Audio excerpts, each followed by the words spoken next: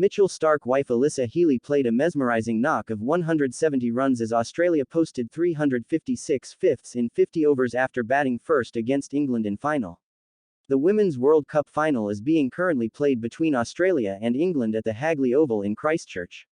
Australia wicketkeeper Alyssa Healy, who scored a century in the semi-final match, carried her form in the final as well, playing a mesmerising knock of 170 runs as Australia posted 356 fifths in 50 overs after batting first. Besides the crowd, Alyssa Healy's husband and Australia pacer Mitchell Starc also applauded his wife for her fine knock, which put Australia in a strong position. Australia versus England. Alyssa Healy gets applause from Mitchell Starc. Alyssa Healy's husband and Australia pace spearhead Mitchell Starc was at the venue of the final and applauded the performance of his wife from the stands.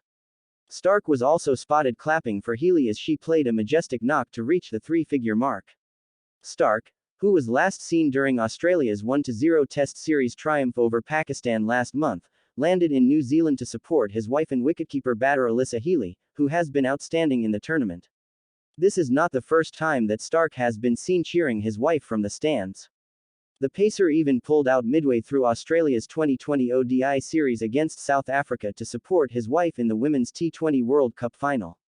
Record broken by Alyssa Healy. Healy also surpassed Haynes to set a new World Cup record for most runs in a Women's World Cup. Both Healy and Haynes surpassed Debbie Hockley's tally of 456 runs from 1997. However, Healy broke the record soon after, going past 500 runs in the Women's World Cup 2022 as Australia went on to post the highest ever total in a World Cup final. Alyssa Healy also became the first cricketer in the history of the sport to hit 100 each in the semi-final and final of a World Cup.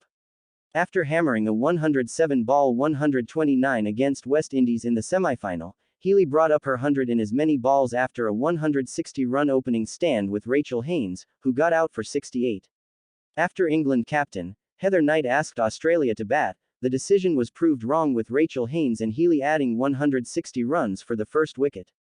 England finally got the breakthrough, with Haynes departing for 68 runs.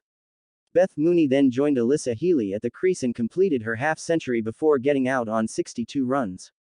Anya Shrubsole was the only positive outcome of the innings as the pacer registered figures of 346 in 10 overs.